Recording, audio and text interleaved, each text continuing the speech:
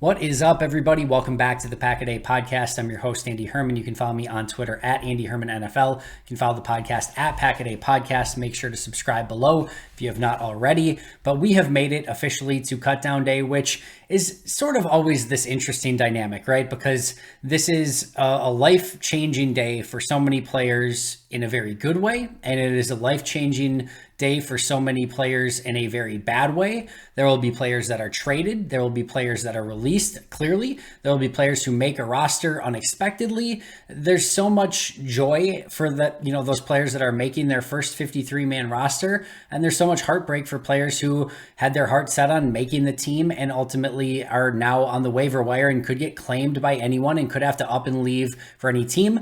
I get that that's part of the business, and I get that from a fan standpoint, it's this really weird dynamic where it's almost like this exciting day where you get to finally see what that first 53-man roster looks like. But meanwhile, it's just like, Black Tuesday for so many of these players who are going to have to, move their families or, take a significant pay cut to go to the practice squad, et cetera, et cetera. So very, very weird dynamic in, that I talked to Aaron Nagler about this, like where you fill out your 53-man roster predictions and it's like everyone does it to the point where it's almost like filling out a March Madness bracket, right? But like this is literally a day where so many people, a ridiculous amount of people are losing their jobs and, taking huge pay cuts and all those sort of things. So definitely a odd dynamic. Like I've always said, not cheering for anyone to get released, not excited, even if listen, I will be excited in some capacity if I hit on my 53-man roster projection, but I will be still sad and disappointed for those players who ultimately lose their jobs and all they wanted to do was carry the G and put that helmet on every Sunday and go represent the Green Bay Packers, and they did everything they could in training camp, mini camp, OTA, rookie mini camp, family night, preseason, etc.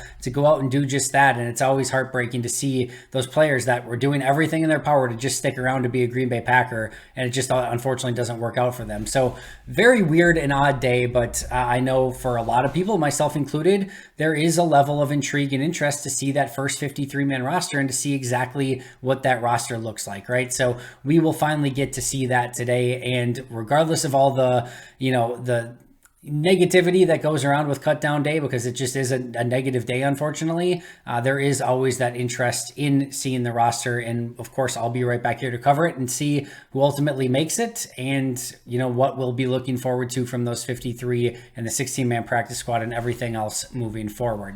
All right. Before we get to some roster cut down shenanigans and talk a little bit more about that, we certainly got some good news from practice on Monday. Everyone, had a little bit of a heart-stopping moment on Sunday when it was found out that Elton Jenkins was not going to practice. I think the initial thought was that, okay, it's going to be some sort of setback.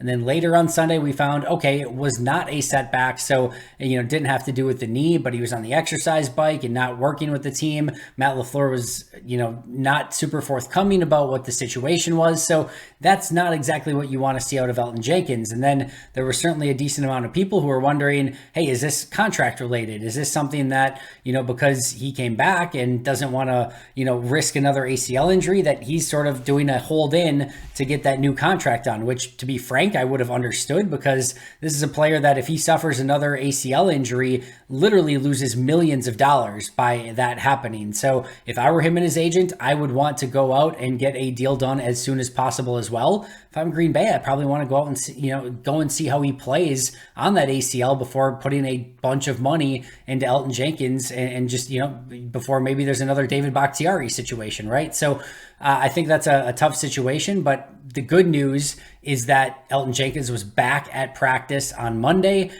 He actually So apparently, according to Matt Schneidman, some of the reporters went up and asked for an interview with Elton Jenkins, and he declined originally. And then he went back to, I know Demovsky and Schneidman, I think it was probably Bill Huber was maybe the other one, but went back to them and says, hey, what were you guys wondering? And they asked him, was this contract related? He said no. And then apparently he had a brace on his shoulder, and they asked him, was it due to the brace on the shoulder? And he said no. So we don't know yet exactly what the issue was or is and why he missed practice on Sunday, but he did. More importantly, he was back on Monday, and hopefully that is something now that is just behind him and he's able to continue to practice. As I talked about with Perry yesterday, he is a player that I know that a lot of people are like, why would you expect him back week 1? Never expected him back week 1 until all the injury reports on him were phenomenal. He looks in phenomenal shape. He's moving fantastic. Like that's what gave me hope. And then he made the comment of like, he was ready to go weeks ago and he was just waiting for the go ahead. Like I've sort of been expecting now Elton Jenkins maybe to be ready week 1. One thing I didn't really put together that, now is maybe going through my mind a little bit. Elton Jenkins tore his ACL in Minnesota, on the turf in Minnesota, week 1 on the turf in Minnesota. That could be maybe something that you just try to avoid a little bit with Elton Jenkins, not having him to have to go back to the scene of the crime and replay that game. Maybe you just wait until week 2 and you're back in the friendly confines of 1265 Lombardi Avenue in Lambeau Field. So we'll see what happens there. But the great news is that he was back at practice on Monday, and hopefully that's something that he can continue to do moving forward. And hopefully he's back in the team drills sooner rather than later as well. Another player who was not back at practice, but practicing again for a second consecutive day was David Bakhtiari. Practiced a couple days, then had some time off. Now practice back-to-back days again as well. So we'll see tomorrow if he can go 3 days in a row. But you love seeing, anytime Bakhtiari's out there right now, it is cause for some sort of celebration. You just never want to see him have any sort of setback at this point or miss consecutive days. So the fact that he was at back-to-back practices again, hopefully that is some level of encouraging, and hopefully that's something that he can continue to do moving forward without having to take continuous days off here and there. Unfortunately, it seems like every time there is good injury news, there's also bad injury news.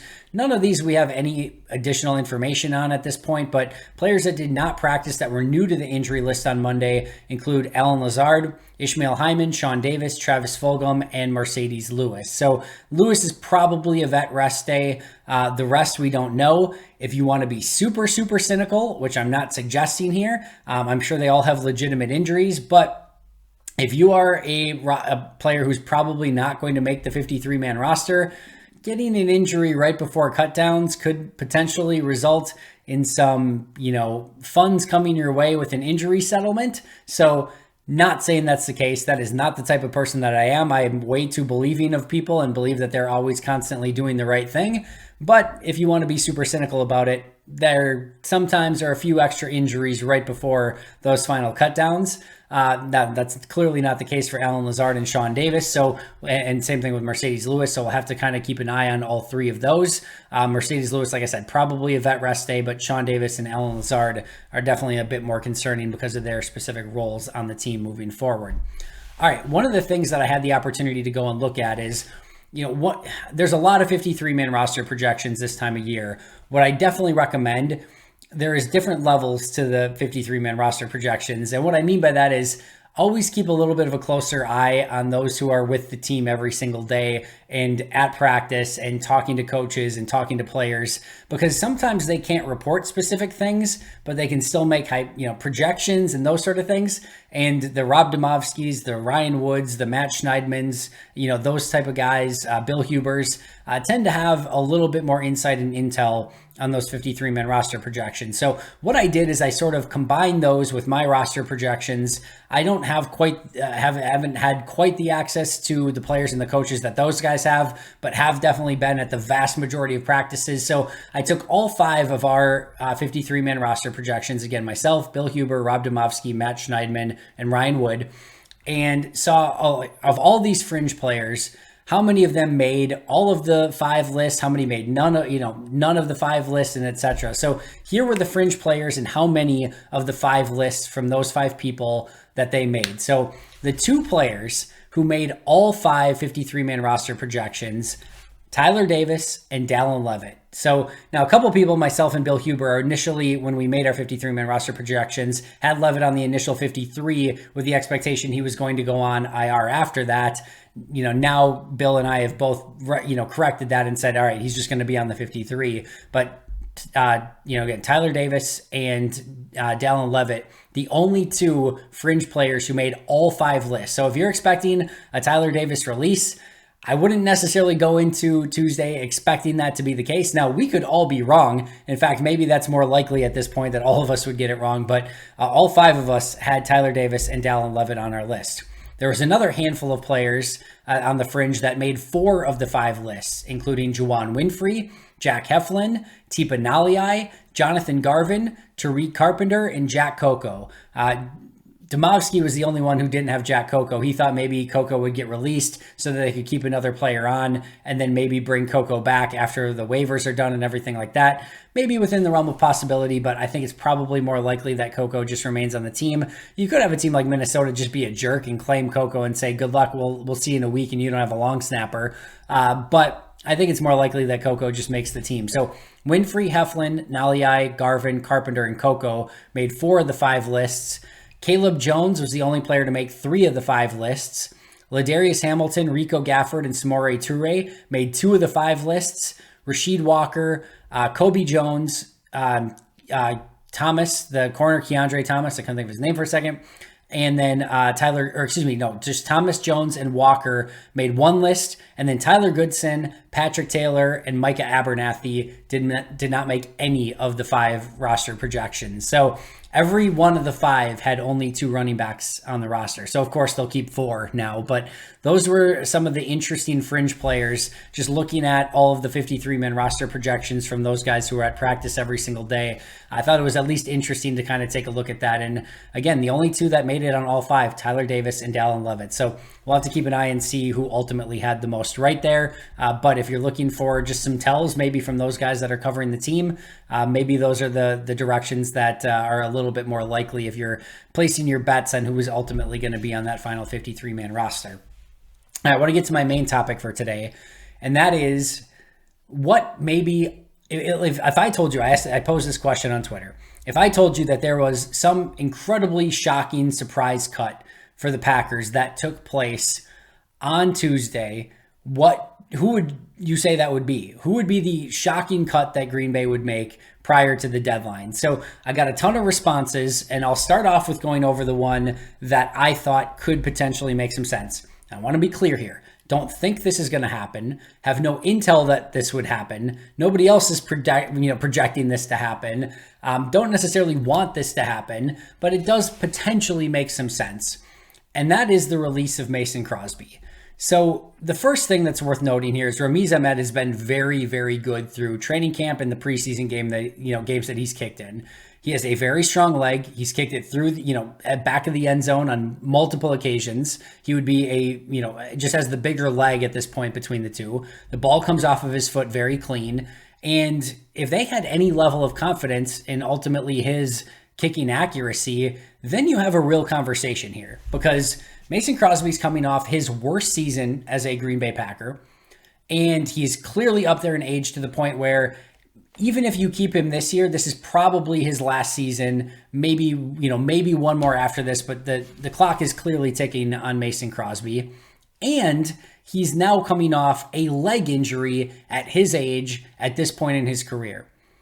Additionally, you've got Pat O'Donnell, who's new to the team, not exactly a young punter, but certainly, not super old in age. And you've got Jack Coco, a super young long snapper. And then you could go with a brand new trio of punter, long snapper, and kicker as maybe your solutions moving forward at those positions. And you could just have them start working together right now. So I think the thing here is, how confident are they in Mason Crosby overall coming off his worst season? And how confident are they coming back from injury that he's going to be okay? Does he still have the same leg strength? Can he kick the ball through the end, into the end zone at least? Because the leg strength was already starting to go a little bit. And now, from an accuracy standpoint, he's coming off his worst season. And do they feel like he's going to come back at a reasonable time? And when he does, again, how confident are they that he's going to look like Mason Crosby? So I think those are all questions that they have to answer. And you already have, there's 2 things that we know for sure that are going in Ahmed's favor, right? The first, clearly much younger and much more developmental potential. Ahmed probably only gets better. Crosby probably only gets worse, from here on out. Like, I'm not saying this year that he can't be better than he was last year, because I think that should at minimum be expected. But over time, he's just going to continue to decline with leg strength and probably some level of accuracy as well. Whereas Ahmed should continue to get better, clearly much younger, and could be a much needed long-term option at kicker if they did in fact find the guy that could be Mason Crosby's long-term replacement. And again, if they have any inkling that could be the case, then I think he makes it strong consideration. The other thing is that he has just the stronger leg. And special teams is, from a kicker standpoint, clearly making extra points and field goals is the biggest piece of that. But kickoffs are super important too. And if you can put less stress on your coverage units by kicking the ball, to the back of the end zone, that changes the game a little bit as well. So Ahmed has both of those things going for him. Now, experience and clutch kicking very much in Crosby's favor. And I think I don't think there's any question, right? Barring injury, like if let's say they were both healthy, game on the line tomorrow, who do you want to go kick that field goal? There's zero question that it's Mason Crosby, right? So I think there's a lot of questions still to be, answered there. But the other thing I'll say is that usually the other thing that comes into play here is financial considerations.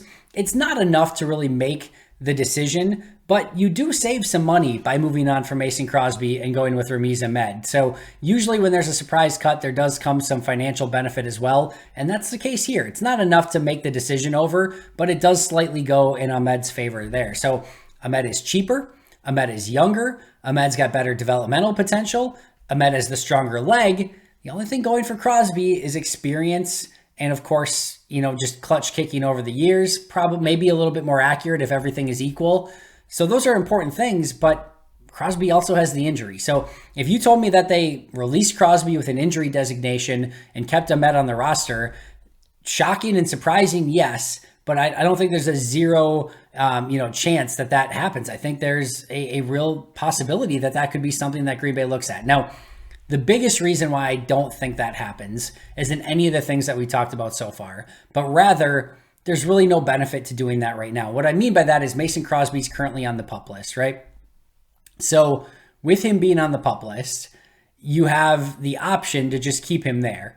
And to me, that makes so much more sense, right? So if you just keep him there, then you actually get to see Ramiz Ahmed for 4 weeks and see how he performs. And if he's fantastic and Crosby's ready to come back after 4 weeks, then you make that decision and have that conversation, right?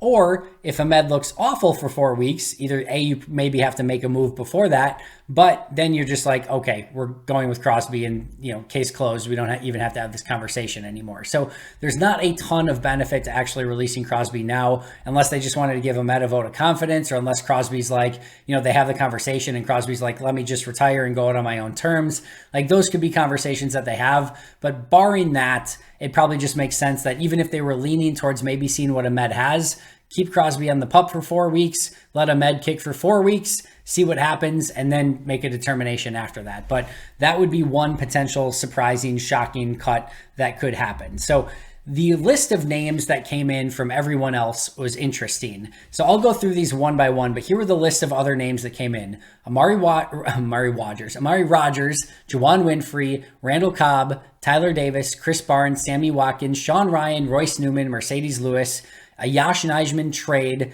David Bakhtiari, Darnell Savage, Pat O'Donnell, Kylan Hill, and Dean Lowry. So a variety of names that came in. I'm going to run through these in a little bit more lightning round and go why, ultimately I don't think any of these would be surprising cuts on cut down day, but I'll go over maybe a couple that could be a little bit more shocking or surprising, or at least maybe within the realm of possibility. So let me start with Amari Rodgers. Not a zero-sum chance that the Packers could move on from Amari Rodgers. I think there's about a 0% chance that he gets cut. This was just a third-round pick a season ago. At minimum, there will be some team that will give you a change of scenery trade or a 7th-round pick or a conditional pick or something. If they got something for Cole Van Lannon, they can clearly get something for Amari Rodgers. So I think there's a 0.0% chance that Amari just gets outright cut. There is maybe a chance where Amari Rodgers gets traded, but in that situation, I don't think it's, maybe it's for a pick, but like they'd just be taking pennies on the dollar, right? You probably get maybe a 6th-round pick for Amari Rodgers, and I just don't think that Brian Gutekunst is in the business of taking a 6th-round pick for a guy he just took with a 3rd-round pick a season ago. And listen, if he's just not good enough and Green Bay feels that way, maybe you could justify it and just say, hey, let's get something back in return and we'll figure out the rest later. But I just think with the fact that Amari's at least shown some flashes as of late, they've started using him a bit more as a gadget player, handing him the ball. He still looks like the primary punt returner right now.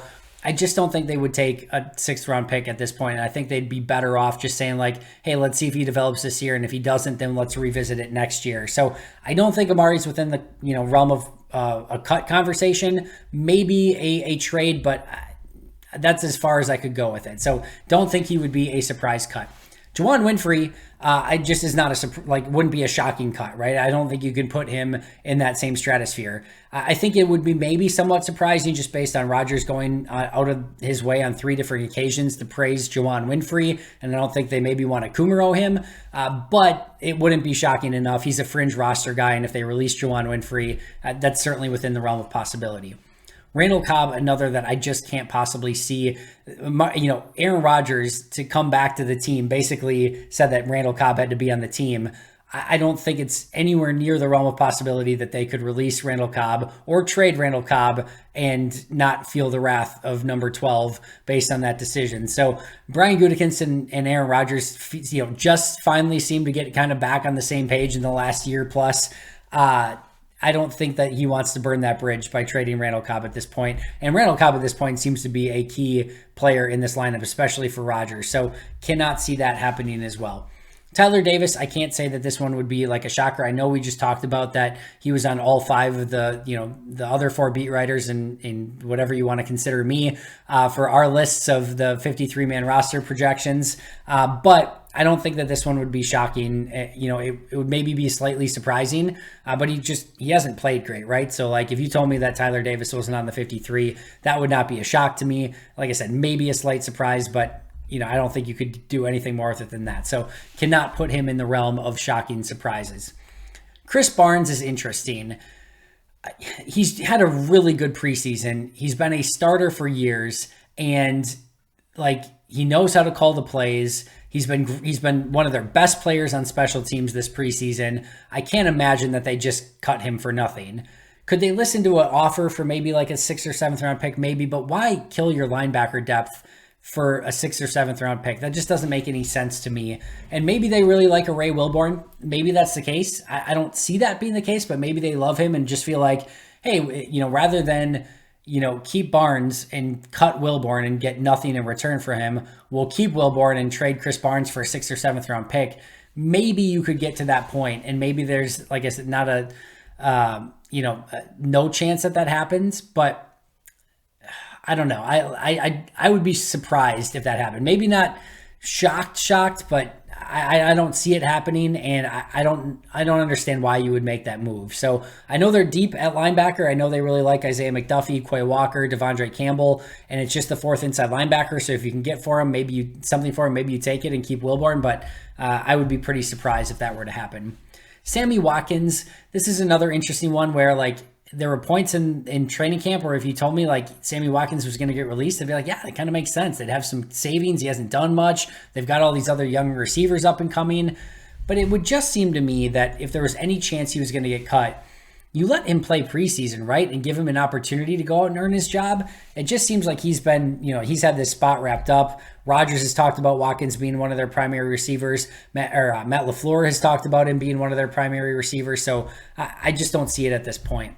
Sean Ryan, I can't fathom a situation where they just move on from a 3rd-round offensive lineman. And again, even if they did, they would probably try to trade him and get something in return. So I would imagine that some team had Ryan rated highly enough that they would at least give a 7th-round pick to see, what is there. But again, I can't imagine Brian Gutekunst taking pennies on the dollar for a player they just drafted in the 3rd round. And this is an offensive line coach and Luke Butkus and an offensive coordinator Adam Stenovich that are, do such a tremendous job of getting the most out of these offensive linemen. I just can't imagine they give up on a 3rd round pick that quickly. Royce Newman, possible, but extremely unlikely. And again, I think here, even if they decided to move on from Royce Newman, I think they are able to get something in return. Maybe that's just a 7th round pick as well. But I think there's enough needy offensive line teams that some team would give some capital for Royce Newman. With the depth that they have and the way they feel about Jake Hansen, could they go in that direction? Yeah, they could say you know what, we got Jake Hansen, and if something happens to Jake Hansen, we got Zach Tom. Jenkins can move around if need be. We still got a Sean Ryan that's developing. Maybe they could go in that direction, but man, this is a player who's started, almost all of last year, has been their starter in almost the entirety of the offseason. They haven't taken him off the field. I'd be pretty surprised if they just decided to move on at the last moment. Mercedes Lewis, to me, zero chance here. Another Aaron Rodgers veteran pal that I can't see them letting go of. And he's arguably the best blocking tight end in football. So they don't have a guy that can block like Mercedes Lewis, and it's super important to this offense. So there'd be no real reason to go in that direction. A Yosh Nijman trade, again, you have David Bakhtiari and Elton Jenkins who are fighting injury issues, and you don't know if those guys are going to be ready week one or even further beyond that, right? No chance you can go and trade Yosh Nijman and kill the depth, knowing that Yosh could have to play a ton of games this season. I know they got Zach Tom. I know they got guys like Caleb Jones and Rasheed Walker, but you've developed this really talented offensive tackle who's at minimum a good swing tackle, and you've got Bakhtiari and Jenkins coming off of injuries. No chance you kill your depth at that position for, again, probably a draft pick that would be a day 3 pick. So cannot see them doing that. David Bakhtiari is a zero starter because of his contract. Even if Bakhtiari said, I can't do this anymore, I need to retire, Green Bay would have a very long conversation with him of saying, hey, that's great that you want to retire. We're still keeping you on injured reserve all season, and you can retire after this season because the salary cap ramifications of you retiring right now are not great. So Green Bay would do a lot of different things before they would cut or release David Bakhtiari because it would be a absolute salary cap nightmare. So do not see that. Not only do I not see it happen, it literally cannot happen that they would release David Bakhtiari. So that will not happen. Same thing with Darnell Savage. They just picked up his 5th-year option. So 0% chance that they pick up his 5th-year option and then release him. That would be about as bad of a business move as you could possibly imagine. Pat O'Donnell, I just think he's been good enough in training camp that you don't look at making a change at the 0 hour. He's a good holder, and I think he's been a good enough punter in camp that I think just change for the sake of change at this point would not be worthwhile. So can't see that happening. And then Kylan Hill, again, there's just 0% chance because you just keep him on the pup. And then even if you wanted to release him, you make that decision later based on where your running back depth is at that time. But Kylan Hill was way too good and showed way too much potential a season ago to just let him go. And again, there's no upside to releasing him now because you can just put him on the pup, or he is on the pup list anyway. So he'll just remain on the pup for now. No chance he gets released on Tuesday. Last but not least, Dean Lowry. This is the biggest one I wanted to talk about and really the main crux of today's topic. Maybe I'll look like a huge idiot and Dean Lowry gets released or traded. I know they have some depth. Jerron Reed and TJ Slayton, Devontae Wyatt, Jack Heflin, Jonathan Ford, Chris Slayton, etc. People are insanely underestimating how good Dean Lowry was a season ago. And 2 years ago, when in 2020, when Dean Lowry had his awful season and couldn't get to the passer and couldn't stop the run and couldn't do much of anything, yeah, I was very much on the bandwagon of it's time to move on. For whatever reason, Brian Gutekunst and Matt LaFleur did not, and they looked really smart for not moving on last season. And this is what I will really want to stress here. There is 0 reason to release Dean Lowry at this point. He was darn near fantastic towards the middle and end of last year and put together a heck of a season ago. And why are you lessening your defensive line depth that you finally have? Because guess what? Yeah, Dean Lowry, if let's say you trade or release him, right? You've got Jerron Reed, you've got TJ Slayton, you've got Kenny Clark. Okay. And then it's Devontae Wyatt, who hasn't shown anything yet. Jack Heflin's a rotational guy that I promise you, as soon as he starts playing a ton, everyone is going to look at him and be like, all right, that's just, he's a slightly better version of Tyler Lancaster. Get him out of here. I want somebody who can get to the quarterback, and everyone will be like, cut Jack Heflin. Like, he's a fine player, but like, he's not going to move the needle a ton for you long term. So I don't understand why you would ever do that. But let me just talk to you a little bit about Dean Lowry's season last year. He had 42 total pressures a season ago as a pass rusher. 42 total pressures. That was 15th in the NFL amongst all interior defensive linemen per Pro Football Focus. 15th in pressures for interior defensive linemen. That's pretty darn good. He had 6 sacks, 5 batted balls at the line of scrimmage, something he's very good at. He had a 66.8 grade by Pro Football Focus, the 33rd best interior defensive lineman, meaning that every team would have their 1A guy, and then he would be the best number 2 defensive lineman in the NFL, based on their grades a season ago. That seems like a guy you would probably want to keep around. For my grades, I had him as a plus 2.8 player a season ago. In comparison, Preston Smith was a plus 2.85. Interestingly enough, I don't hear a ton of buzz of like release Preston Smith, release Preston Smith. I had him as basically identical grades a season ago. And after week 4, I talked to you about 2020 where I thought was really, really bad. And then in the first 4 weeks of 2021, he had a negative 2.3 grade. And it looked like the Packers made a serious mistake by keeping him around. And I was ready to parade around and say, see, I told you, you should have released Dean Lowry. Like, it didn't make any sense. And now through the first month of the season, he looks bad again. Through the remainder of the season, he was a plus 5.1 grade.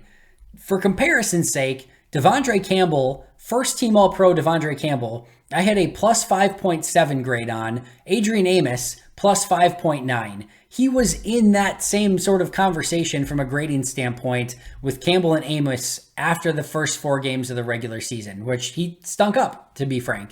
But after that, he was tremendous. He was tremendous when you look at it from a pressure standpoint. By Pro Football Focus, again, 15th interior defensive lineman in pressures. They're 33rd ranked overall interior defensive lineman. And arguably, as Jake Morley has pointed out on numerous occasions, he was arguably the second best interior defensive lineman in the entire NFC North last year. The only one better was Kenny Clark.